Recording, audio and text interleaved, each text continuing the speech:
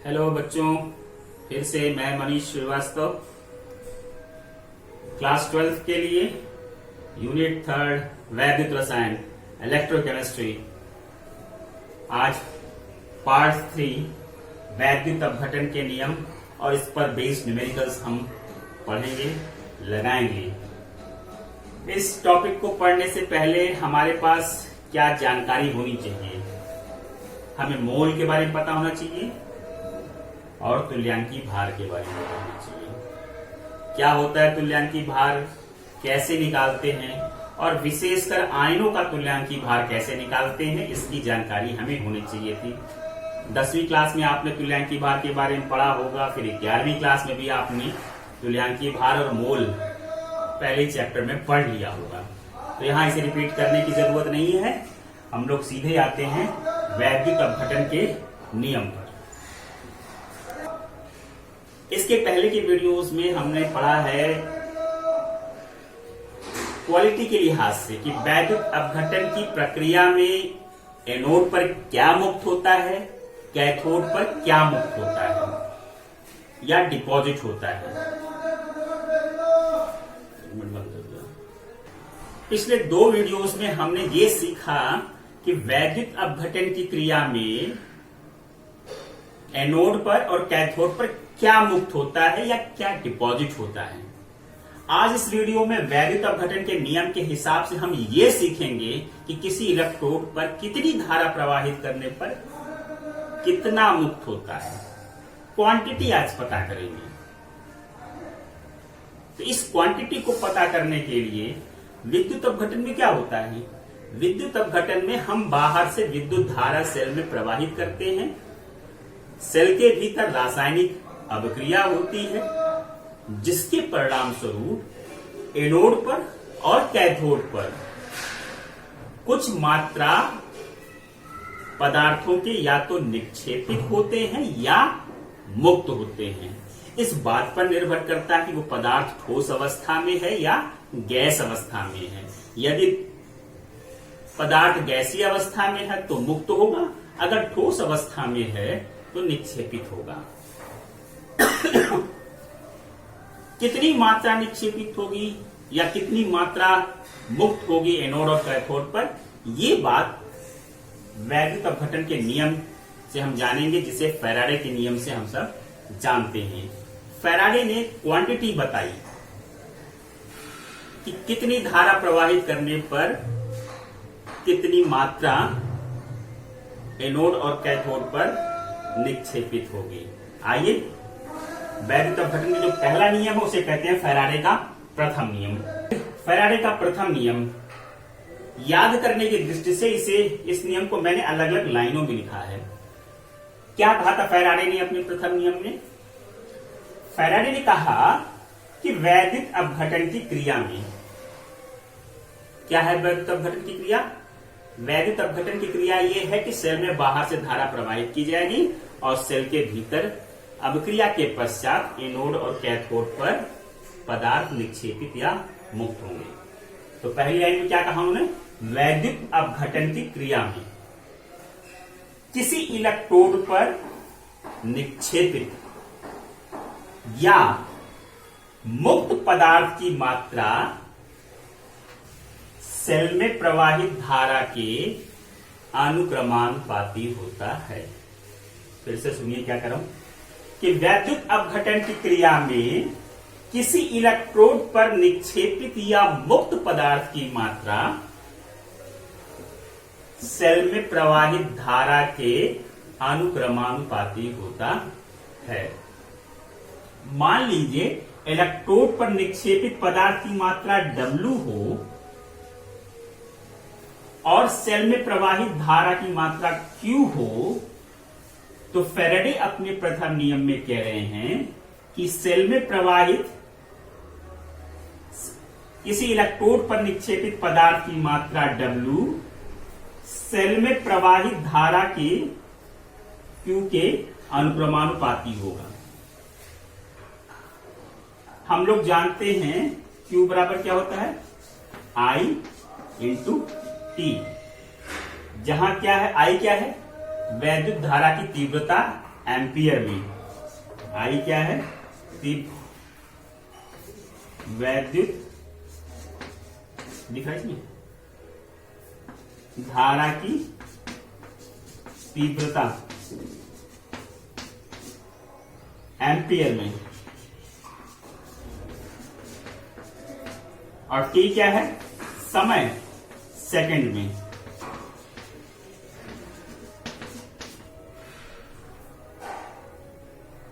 तो W किसके अनुक्रमानुपाती हो गया? I इंटू टी के। इस नियतांक को हटाते हैं, अनुक्रमानुपाती को चिन्ह को हटाते हैं तो एक नियतांक आता है जिसे यहां Z कहा जाता है। Z इंटू आई इंटू टी। इस Z को कहते हैं वैद्युत रासायनिक तुल्यांक। इसे डेफिनेशन को बता दूं तो क्या कहते हैं? वैद्युत रासायनिक तुल्यांक।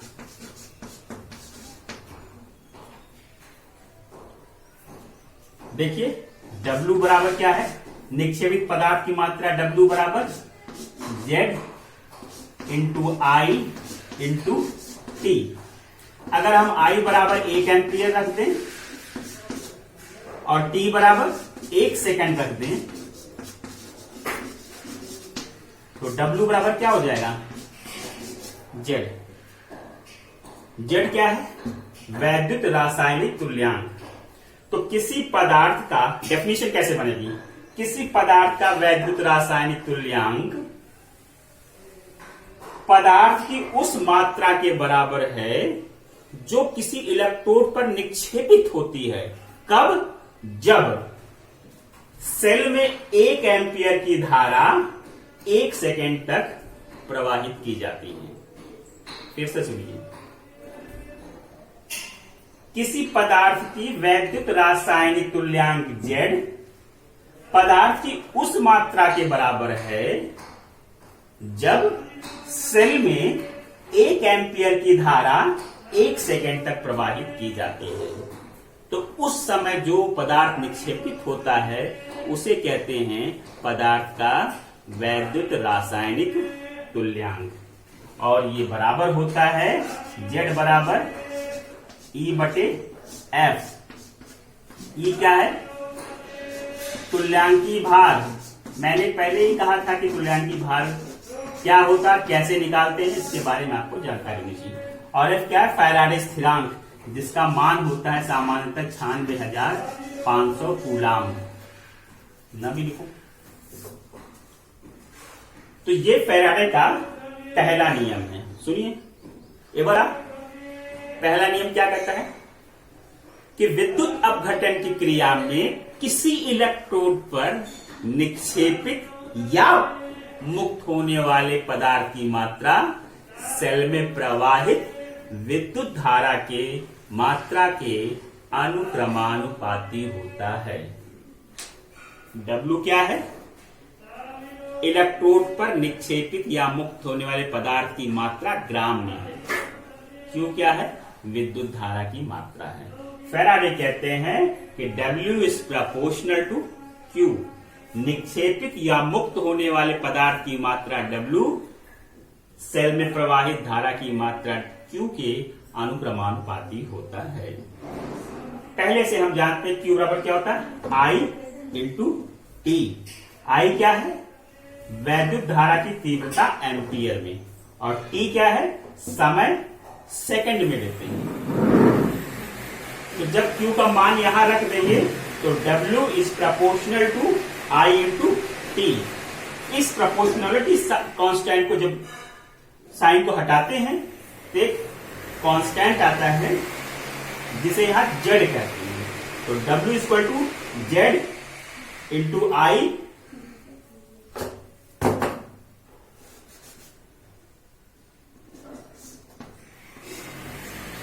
Into T. इस Z को कहते हैं वैद्युत रासायनिक तुल्यांक। अब सवाल है कि वैद्युत रासायनिक तुल्यांक क्या होता है।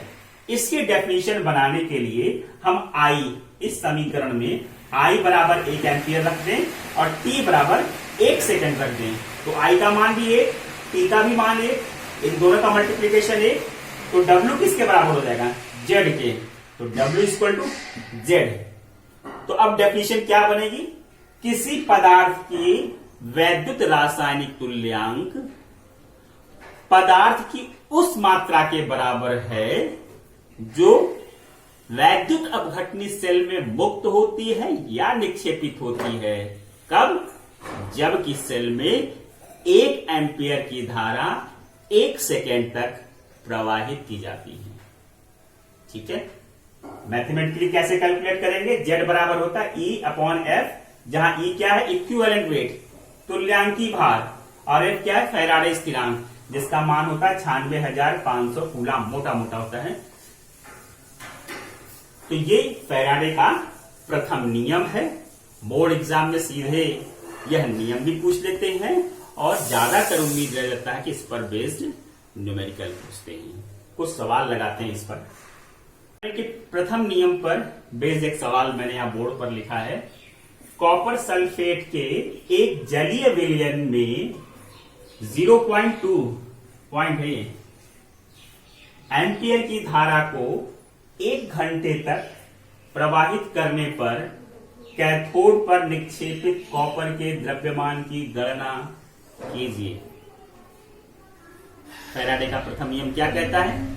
फैराडे का प्रथम नियम कहता है कि वैद्युत अपघटन की क्रिया में किसी इलेक्ट्रोड पर निक्षेपित या मुक्त होने वाले पदार्थ की मात्रा सेल में प्रवाहित धारा की मात्रा के अनुक्रमानुपाती होता है।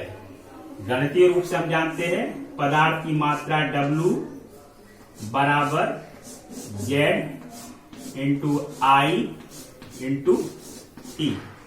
ये W किसमें होता है? ग्राम में। I की मान कितना दिया है? सवाल में दिया है I बराबर 0.2 एम्पियर।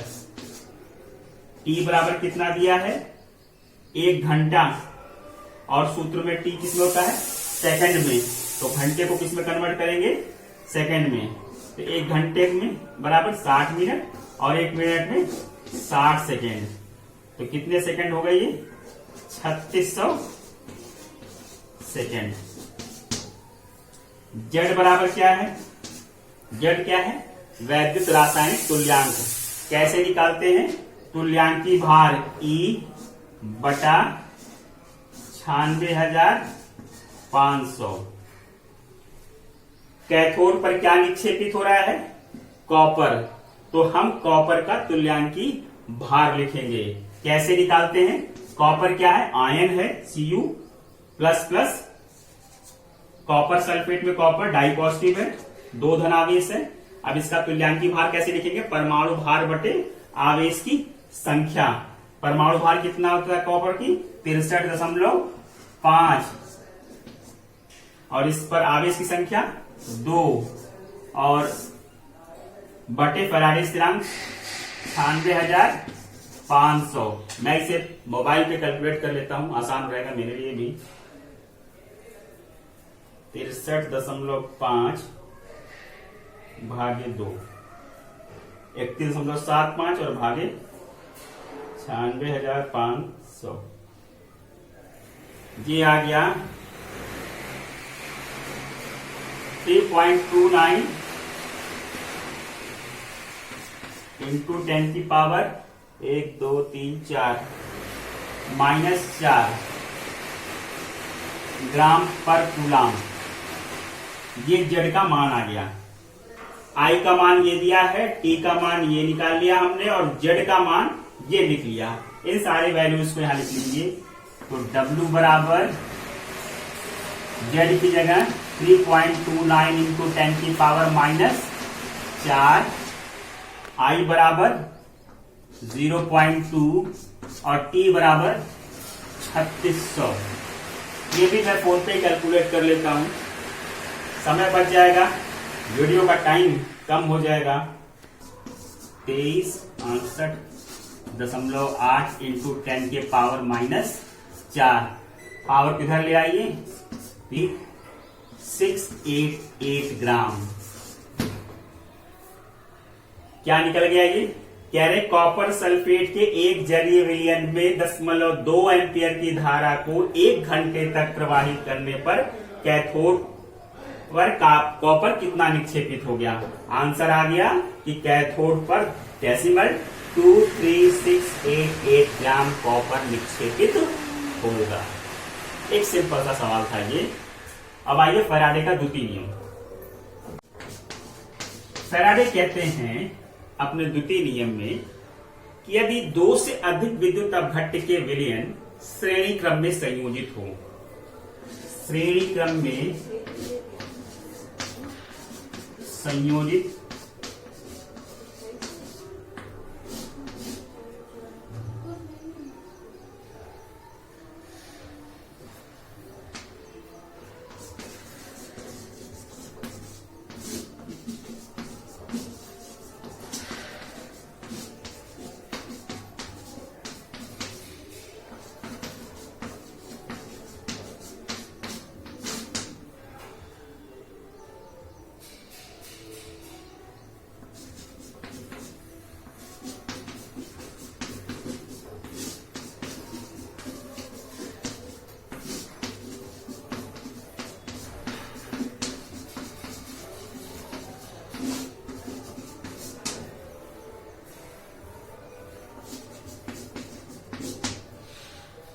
फैराडे कहते हैं कि श्रेणी क्रम में अगर एक से अधिक कम से कम 2 विद्युत अपघट्य के विलयन आपस में संयोजित हों तो इलेक्ट्रोडों पर निक्षेपित पदार्थ की मात्रा उनके तुल्यांकी भारों के समानुपाती होगा।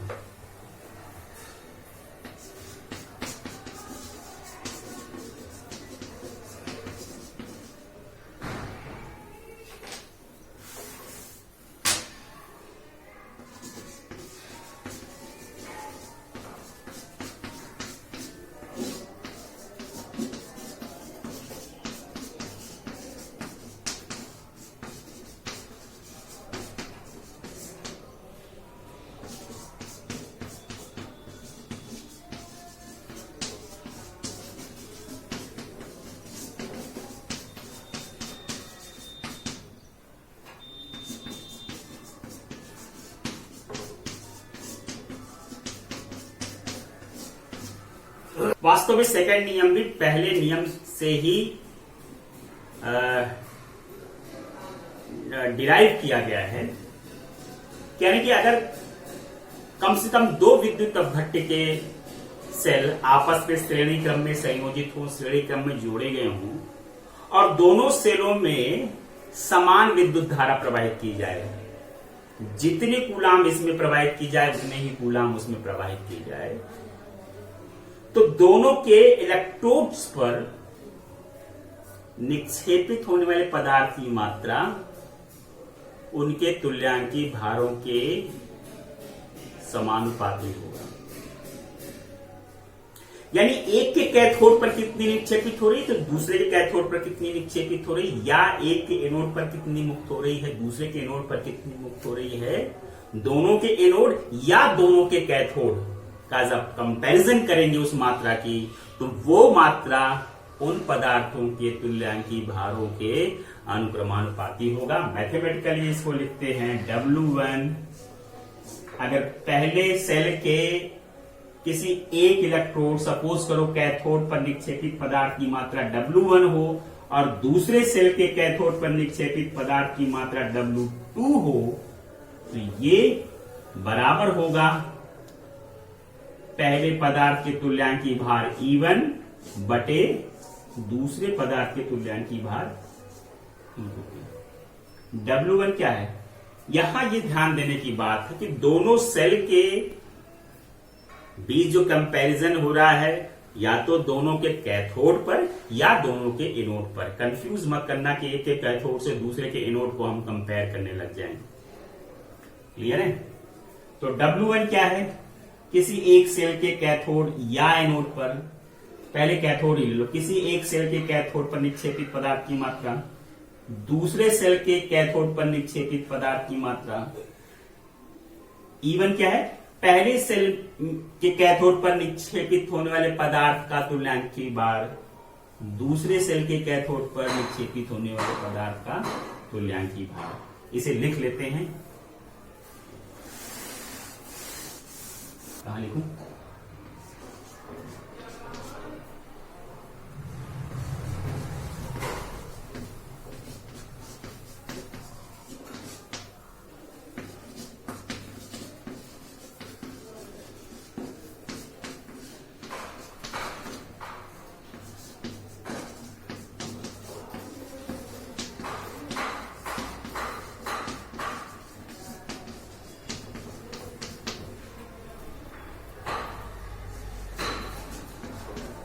क्या है? पहले सेल के किसी इलेक्ट्रोड पर निक्षेपित पदार्थ की मात्रा। W2 क्या है? दूसरे सेल के उसी इलेक्ट्रोड। उसी का क्या मतलब है? अगर पहले सेल का हम कैथोड ले रहे हैं तो दूसरे सेल के भी कैथोड की ही बात कर रहे हैं। अगर हम पहले सेल के एनोड की बात कर रहे हैं तो दूसरे सेल के भी एनोड की ही बात करेंगे।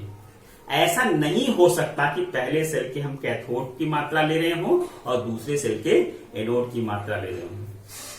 पहले सेल के किसी भी इलेक्ट्रोड को ले लें, चाहे कैथोड ले लें चाहे एनोड ले लें, मगर जो भी लेंगे दूसरे सेल का भी वही इलेक्ट्रोड हम कंसीडर करेंगे। E1 क्या है? पहले सेल के इलेक्ट्रोड पर निक्षेपित पदार्थ का तुल्यांकी भार। और E2 क्या है? दूसरे सेल के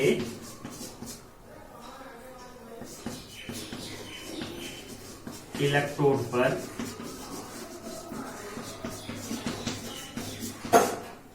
निक्षेपित पदार्थ का भार। ठीक है, ये फैराडे का द्वितीय नियम है। यह भी एग्जाम में जितना ये नियम पूछा जाता है उससे ज्यादा इस पर बेस्ड न्यूमेरिकल पूछा जाता है। तो बिना सवाल लगाए, बिना न्यूमेरिकल लगाए इस नियम का फायदा आधा रह जाता है। तो हम लोग सवाल लगाते हैं। द्वितीय नियम पर आधारित एक न्यूमेरिकल मैंने लिखा है, पहले ही लिख लिया ताकि वीडियो की साइज थोड़ी कम हो। श्रेणी क्रम में जुड़े दो सेलों में 5 घंटे तक विद्युत धारा प्रवाहित की गई। दो सेल लिए गए अलग अलग, उनको श्रेणी क्रम में जोड़ दिया गया और उसमें कोई विद्युत धारा 5 घंटे तक दोनों में प्रवाहित की गई। कह रहे हैं पहले सेल में स्वर्ण का विलयन लिया गया, गोल्ड का, सोने का विलयन है, और दूसरे सेल में कॉपर सल्फेट का विलयन है। यानी एक सोने के विलयन का सेल लिया गया, एक सेल में सोने का विलयन भरा गया है, दूसरे सेल में कॉपर सल्फेट का विलयन भरा गया है, और दोनों में बराबर मात्रा में 5 घंटे तक विद्युत धारा प्रवाहित की गई। तो पूछ रहे हैं, पहले बता रहे हैं कि प्रथम सेल में 9.83 ग्राम स्वर्ण निक्षेपित हुआ, जबकि स्वर्ण का ऑक्सीकरण अंक भी दे रहे हैं +3 है। तो दूसरे सेल में कितना कॉपर निक्षेपित हुआ, इसकी मात्रा पूछ रहे हैं। सवाल समझ में आ रहा है? फिर से सुनिए। दो वैद्युत अपघटनी सेल लिए गए अलग अलग और उनको श्रेणी क्रम में जोड़ दिया गया। दोनों में बराबर मात्रा में 5 घंटे तक विद्युत धारा प्रवाहित की गई और तब देखा गया कि पहले सेल में 9.83 ग्राम सोना, गोल्ड निक्षेपित हुआ है। तो कह रहे हैं दूसरे सेल में कितना तांबा, कॉपर निक्षेपित हुआ होगा। पहला सवाल का हिस्सा है। और फिर कह रहे हैं कि कितनी विद्युत धारा प्रवाहित की गई है, यह भी ज्ञात कर रहे हैं। हम जानते हैं कि ऐसे सेलों के लिए द्वितीय नियम क्या कहता है? W1/W2 बराबर E1 अपॉन E2। W1 क्या है? पहले सेल में निक्षेपित पदार्थ की मात्रा। क्या दे रहे हैं? प्रथम सेल में 9.83 ग्राम स्वर्ण निक्षेपित हुआ है, तो W1 बराबर क्या लिख देंगे हम? 9.83 ग्राम। W2 क्या है? दूसरे सेल में निक्षेपित पदार्थ की मात्रा। नहीं मालूम है, पूछा है इन्होंने कि तो दूसरे सेल में एकत्रित कॉपर की मात्रा, तो वो क्या हो गई? पूछ रहे हैं, तो यहां हम क्या लिख देंगे? W2 बराबर E1 पहले सेल में जो निक्षेपित हो रहा है उसका तुल्यांकी भार है। कौन निक्षेपित हो रहा है? स्वर्ण। स्वर्ण का तुल्यांकी भार E1 लिखना है। कैसे निकालेंगे तुल्यांकी भार स्वर्ण का? निकालेंगे, क्या करेंगे? परमाणु भार बटे ऑक्सीकरण संख्या। सोने का परमाणु भार होता है 197 और ऑक्सीकरण संख्या इन्होंने दे रखी है +3। यदि स्वर्ण की ऑक्सीकरण संख्या +3 है तो 197/3 ये क्या हो गया? E1। तो हम E1 की जगह क्या लिख लेंगे? 197/3। E2 क्या है? दूसरे सेल में निक्षेपित होने वाले पदार्थ का तुल्यांकी भार। दूसरे सेल में कौन निक्षेपित हो रहा है? कॉपर। तो यहां क्या आएगा? कॉपर का तुल्यांकी भार। कैसे निकालेंगे? परमाणु भार बटे ऑक्सीकरण संख्या। कॉपर का परमाणु भार कितना होता है? 63.5 बटा ऑक्सीकरण संख्या। कॉपर में, सल्फेट में कॉपर क्या है? डाई पॉजिटिव है, तो ऑक्सीकरण संख्या कितनी होगी? 2। तो ये हो गया 197/3, ये E1 का मान हो गया। 63.5/2 ये किसका हो गया? E2 का मान हो गया। सब पता है, W2 नहीं पता है। W2 क्या है? दूसरे सेल में एकत्रित कॉपर की मात्रा जो ज्ञात करनी है वो W है। इसे कैलकुलेट करेंगे तो आ जाएगा और ये नीचे चलाएगा, तो W2 बराबर हो जाएगा 9.83 गुणा 63 या इसको डिवाइड ही कर लेते हैं। ये 63.5 आएगा 31 दूनी 62। 9.83 गुणा 31.7 भागे 73, 4.26 ग्राम। ये आ गया 4.26 ग्राम। सवाल समझ में आ रहा है? 9.26 ग्राम। पहले सेल में 9.83 ग्राम स्वर्ण निक्षेपित हो रहा था और दूसरे सेल में निक्षेपित होने वाले कॉपर की मात्रा पूछ रहे थे। तो इस सूत्र द्वारा हमने दूसरे सेल में निक्षेपित पदार्थ की मात्रा पता कर ली। ये सवाल का पहला खंड था। दूसरा पूछे प्रवाहित की गई धारा का परिमाण ज्ञात कीजिए। मैं ऊपर मिटा दूं जरा। प्रवाहित, अब पहले नियम से देखिए। पहला नियम क्या कहता है? किसी सेल विद्युत अपघटन की क्रिया में किसी इलेक्ट्रोड पर निक्षेपित पदार्थ की मात्रा W सेल में प्रवाहित धारा के अनुक्रमानुपाती होती है, या W बराबर Z into I into T। W हमें पता है, मान लीजिए चांदी वाली से हम निकालते हैं तो कितना W है? 4.26 ग्राम। Z, चांदी का Z क्या हो जाएगा? तुल्यांकी भार बटे 96.5। तुल्यांकी भार निकाला था हमने कितना? 31.7 बटे 96,500। ये Z का मान हो गया। I का मान हमें पता करना है। T का मान दिया 5 घंटे, तो T को हमें किस में कन्वर्ट करना है? सेकेंड में। तो 5 घंटा, 1 घंटे में 60 मिनट और 1 मिनट में 60 सेकेंड। इस पूरे इक्वेशन में केवल I अननोन है, बाकी सारे वैल्यूज दी गई हैं। तो I बराबर क्या हो जाएगा? 4.26 गुणा 96,500 बटा 31.7 गुणा 5 गुणा 60 गुणा 60 0 इतने एम्पियर की धारा सेल में प्रवाहित की गई। तो ये दूसरे नियम पर बेस्ड सवाल था। इनके अलावा भी हमें कुछ न्यूमेरिकल्स यहाँ एडिशनली लगाने पड़ेंगे, तब जाके इस टॉपिक का निहितार्थ हमको समझ में आएगा और हमारा बोर्ड में कल्याण हो सकेगा।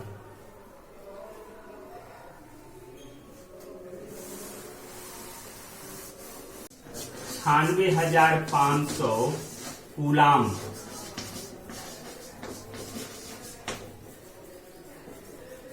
इसके इर्द गिर्द भी आपसे छोटे छोटे सवाल पूछे जाएंगे। कहां से ओरिजिन हुआ ये देखिएगा। 1 मोल इलेक्ट्रॉन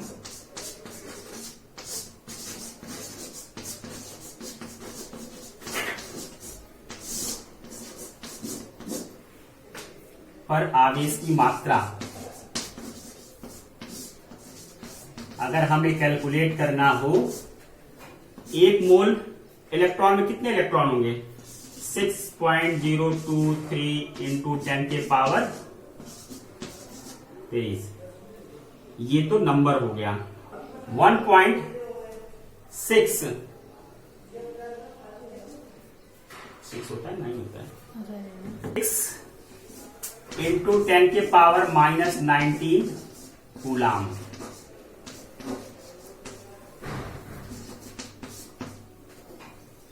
एक मोल इलेक्ट्रॉन पर हमें आवेश की मात्रा ज्ञात करनी हो, कैसे करेंगे?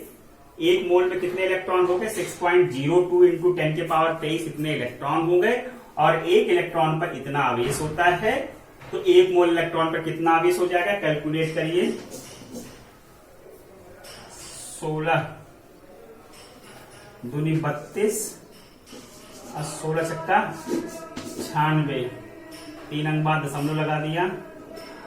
23 और 19 10 की पावर 4 खोलेंगे पावर तो 96,320। ये हमारे कैलकुलेशन में है। जब इस 6 अवोगाद्रो संख्या का पूरा मान लिखेंगे और इस आवेश का पूरा मान लिखेंगे तो ये लगभग में 96,493 के आसपास आता है, जिसे मोटा मोटा हम लोग न्यूमेरिकल में 96,500 कूलाम प्रयोग करते हैं। तो 1 मोल इलेक्ट्रॉन पर कितना आवेश होगा? 96,500 कूलाम आवेश होगा। छोटे छोटे सवालों में इसकी बार बार जरूरत पड़ेगी, इसलिए मैंने यहां पर पहले आपको बताया है। अब सवाल देखते हैं। तो घटन के इस टॉपिक पर कुछ छोटे छोटे सवाल हैं, जैसे निम्नलिखित अपचयन अभिक्रियाओं में प्रत्येक को कितने आवेश की आवश्यकता होगी? एल्यूमिनियम ट्राइपॉजिटिव आयन के 1 मोल को एल्यूमिनियम में अपचयित होना है, पूछ रहे हैं कितना आवेश चाहिए। जिंक डाइपॉजिटिव आयन के 1 मोल को जिंक में अपचयित होने के लिए कितना आवेश चाहिए?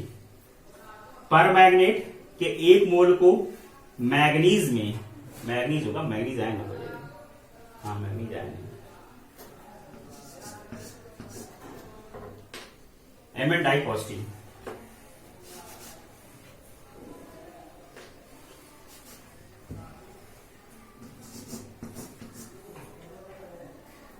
अब इसमें कितना आवेश की आवश्यकता होगी ये हमें कैलकुलेट करना। बारी बारी से एक को टेकअप करते हैं। पहला देखते हैं, एल्युमिनियम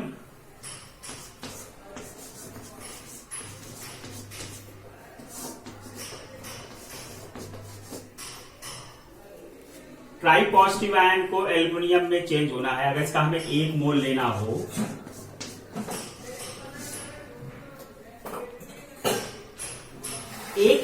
अगर सिंगल एल्युमिनियम ट्राइपॉजिटिव आयन को सिंगल एल्युमिनियम एटम में रिड्यूस होना हो, कितने इलेक्ट्रॉन की जरूरत पड़ेगी? 3 इलेक्ट्रॉन की।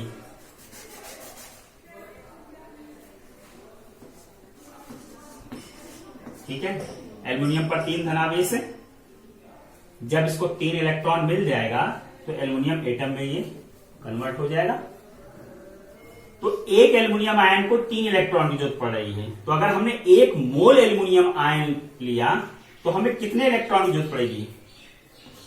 3 मोल इलेक्ट्रॉन की।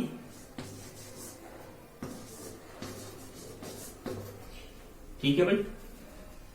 और 1 मोल इलेक्ट्रॉन के लिए कितना आवेश चाहिए? 1 फैरेड। तो 3 मोल इलेक्ट्रॉन के लिए कितने आवेश की जरूरत पड़ेगी? 3 फैरेड। ऐसे लिखेंगे।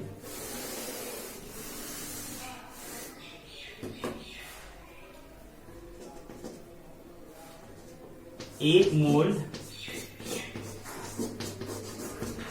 एल्युमिनियम आयन के अपचयन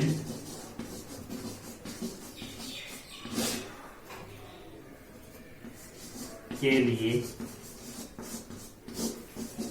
आवश्यक आवेश कितना होगा? 3 फैरेड। ठीक है जी। या 3 गुणा 96,500 कूलाम। मल्टीप्लाई कर दीजिए। 00 3 पचे 15, 3 छक 18 19, 3 9 27 1 28। कितने कूलाम की जरूरत पड़ेगी? मोटा मोटा हमें यहीं से गाइड होना है। कितने? 3 धनावेश है, 3 इलेक्ट्रॉन। तो एक आयन के लिए 3 इलेक्ट्रॉन, तो 1 मोल आयन के लिए 3 मोल इलेक्ट्रॉन, और 1 मोल के लिए 1 फैरेड, तो 3 मोल इलेक्ट्रॉन के लिए 3 फैरेड। समझ में आ रहा है? कोशिश करना, नहीं तो सवाल पूछना। Zn डाई पॉजिटिव, इसको Zn में अपचयित होने के कितने इलेक्ट्रॉन जरूरत पड़ेगी? 2 इलेक्ट्रॉन की। तो अगर हम 1 मोल इसका ले लें जिंक आयन का, तो हमें कितने इलेक्ट्रॉन की जरूरत पड़ेगी? 2 मोल इलेक्ट्रॉन की। और 2 मोल इलेक्ट्रॉन के लिए 2 मोल इलेक्ट्रॉन के लिए कितने आवेश की जरूरत पड़ेगी? 2 मोल इलेक्ट्रॉन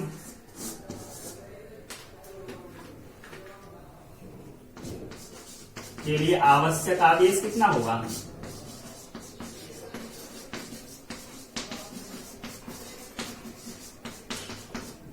2 फैराडे। इससे पहले न्यूमेरिकल मैंने बताया था कि 1 मोल इलेक्ट्रॉन पर कितना आवेश होता है? 1 फैराडे, 96,500 कूलाम। ठीक है। तो 2 फैराडे और 1 फैराडे बराबर कितना होता है? 96,500 कूलाम। 500, 2 पचे 10, 2 छंग 12 1 13, दोनों 18 1 19। इसी तरह तीसरा वाला में देखिए, हम यहां पर मैग्नीज का ऑक्सीडेशन नंबर निकालेंगे। अगर आपको निकालना आता होगा, 4 दूनी 8, 1 +7 ऑक्सीडेशन स्टेट में है, और यहां डाई पॉजिटिव है। मिटा दू इसे। पर मैग्नेट आयन है ये। इस पर मैग्नेट आयन को मैग्नीज डाई पॉजिटिव आयन में कन्वर्ट होना है। यहां पर इसका ऑक्सीडेशन नंबर 7 है। इसको डाई पॉजिटिव में कन्वर्ट होने के लिए कितने इलेक्ट्रॉन की जरूरत पड़ेगी?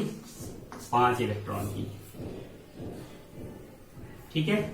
तो 1 मोल पर मैग्नेट के लिए कितने इलेक्ट्रॉन की जरूरत पड़ रही है? 5 मोल इलेक्ट्रॉन के लिए की आवश्यकता होगी। इसलिए कितनी आवेश की आवश्यकता होगी? 5 फैराडे, या 5 गुणा 96,500 कूलाम। 5 पचे 25, 2 5 36 2 32 3 5 9 45 और 3 48। चलिए, इन सारे न्यूमेरिकल्स को प्रयास करिए, लगाइए। नहीं आता है तो मेरे व्हाट्सएप पर सवाल पूछिए। आज के लिए इतना ही। Thank you. जितना पसीना मैंने बहाया है, तुम भी बहाओगे तो समझ में आएगा, नहीं बहाओगे तो नहीं भी आएगा। Thank you.